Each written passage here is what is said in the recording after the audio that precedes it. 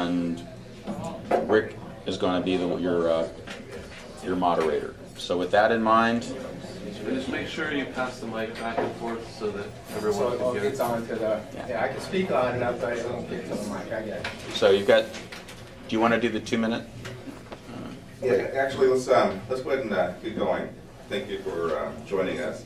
And what we'd like to do is give you an opportunity to, for about 2 minutes, just tell us why you're running and what qualifications you bring to the seat, and kind of what you have planned in a brief summary for the next few years. We've got some questions that'll follow, but if you could take a couple of minutes, that'd be great. All right. Thank you, guys. My name is John Havard. I've been a resident here in Brea for 16 years, going on 17. Me and my wife, we've raised our family here. We've gone to all the public schools. We've participated in almost every youth activity that's around. I've helped out with many of those activities, coach, manager, committee member, so forth. We really enjoy the quality of life that we have here in Brea. And I've become increasingly frustrated with city government. I don't know if they've been in touch or out of touch with Brea residents and what we're looking for or what we need. One of those first things that kind of got my mind going on, maybe I should try to make an impact rather than just complaining with friends and family and so forth, was the street sweeping fines. I think at best it was misguided, at worst maybe even deceitful to try to balance the budget and tell us it was because our streets were dirty and we needed this extra measure of enforcement. I've been a business owner. I've been in business. I graduated with a business degree from Cal Poly Pomona. I've been in business all my life. For the past 20 years, I've owned my own business. I think some of those attributes, I know the city's not a business, but some of those attributes are probably necessary, especially at a time like this when budgets are tight and economic climate as it is. There's tough decisions that need to be made. I've been responsible for a budget. I've been responsible for here's how much money we have and here's what we need to do with it. From a business owner, you don't have the luxury of, let's just tax everybody or create a new fee or something like that. You've got to make every dollar count that you spend, especially in these days. And I think, quite frankly, the Brea residents deserve the same. We have a great community here. Despite the growth of Orange County, we remain small town atmosphere. 40,000, give or take a few hundred. Small geographic area, I think 12 or 13 miles, something like that. I think many of us have moved here or remained here for those things. I think that we deserve a fire service that's top rated. We deserve a police department that's top rated. We have our share of problems in the city that a lot of city governments are experiencing. And it's that frustration that led me to throw my hat in the ring and say, well, maybe my experiences can make a difference. Thank you for that. Yeah. Yeah. Can you get the mic held? Yeah. A little closer? Okay. Well, thank you for that. And have you lived the same place by Yes. chance? Yes. You're actually just my neighbor. I live down the street. Oh, South. yes. It's actually pretty nice. Well, let's go ahead and get started. As Glenn said, we've got a series of questions, and we'll just go through each one. I know somebody in the audience has some extra ones. We'll throw those in there as we can. These are the same questions that all the candidates have been asked. And since I need glasses, I may paraphrase them a little bit, but the gist of it will be the same. The first one is, how do you view the council's obligation to manage the city and city staff, especially executive management? And if you could follow up with that, to describe the optimal balance between that power, and just give us some of your thoughts on that management. All right, well, I think the main responsibility of city government in general is to provide public safety, infrastructure maintenance, and a guideline for development, you know, within the city lines. I think the city council needs to give direction to the city employees, executive management and on down, on what it is the residents are looking for. I think that's their main role, is that they are the voice of the residents. That's why they're elected officials. City employees are hired. They're going to have a conflict of interest all the time. They're going to want to preserve their jobs, want to do the things that employees do. And without that oversight from elected officials or a board of directors if it was a company or something like that, then you wouldn't get the direction of the people that you're really working for. In this case, the borough residents.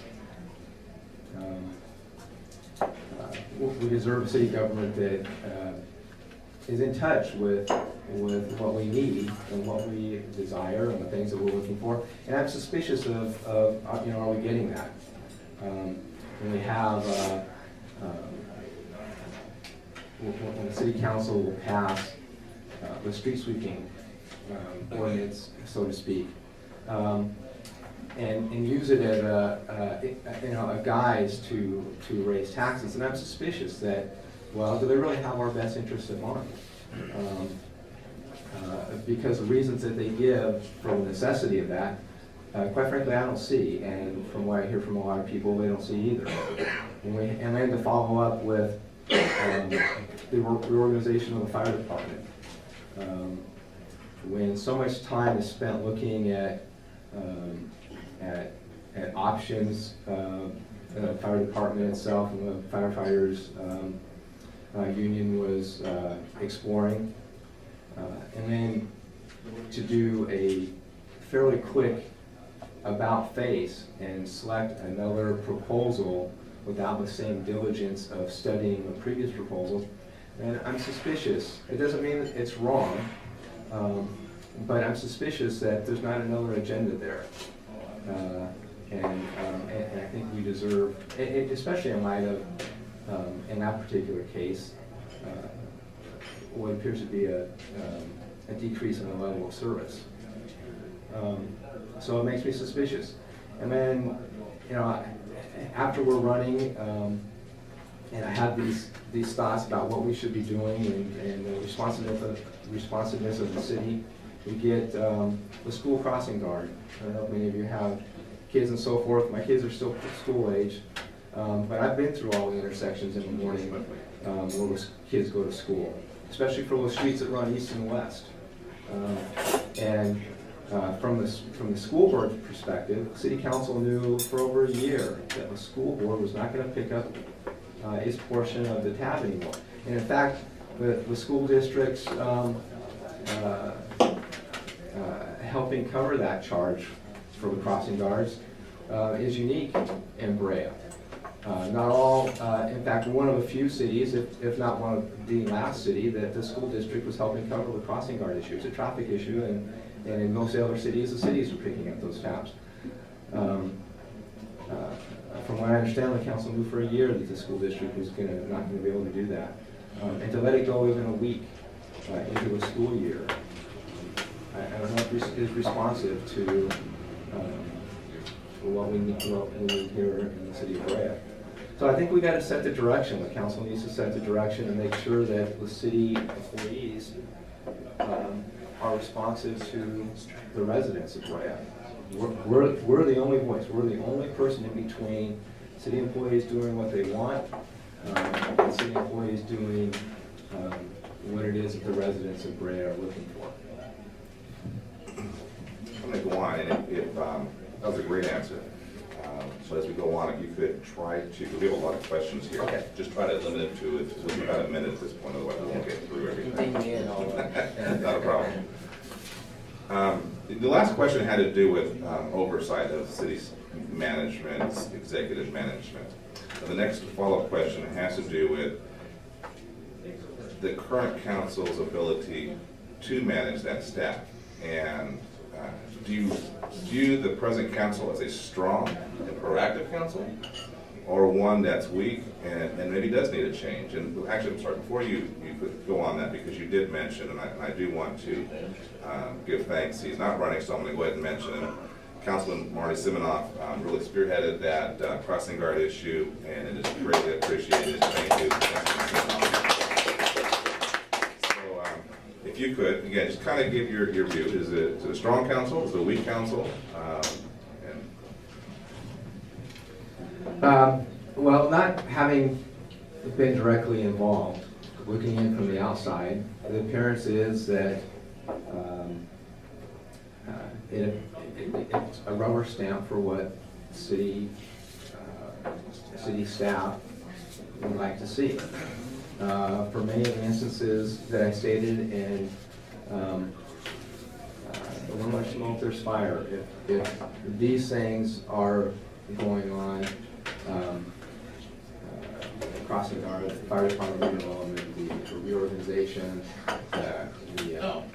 the street sweeping fines and so forth, it just makes me suspicious if, is the council really meeting, or is city staff just protecting their jobs? I understand, and that's, and there's nothing wrong with that. But we just all need to be on the same page and know what everyone's agenda is. And the agenda for the city council should be to be the voice of what the residents want. We hire everybody else. It's our tax dollars. And we should set the policy. They represent us, and we should be setting the policy, and not the other way around. You gotta look for their input. They do it every single day, and they're well paid these days. But ultimately, it's our responsibility to make sure that they're responsive to our needs. The question had to do, and I appreciate your expanding on the role of the council again, which is an oversight council position. The question had to do with the current council. Do you believe that it's a strong council, or one that's weak? Weak may be an inappropriate term. The one that probably could have a change that would strengthen the voice of the people. In other words, is it strong enough now? Well, if I thought it was strong enough, I guess I wouldn't be running. So I think it could be stronger. Is it weak? Is it not as strong as we Bray residents want it to be? There's probably a lot of degrees that are up for debate. But I think bottom line, it's not as strong as I think it should be. And there should be more accountability with the city staff. We should hold the executive management accountable to what the needs are of the Brea residents.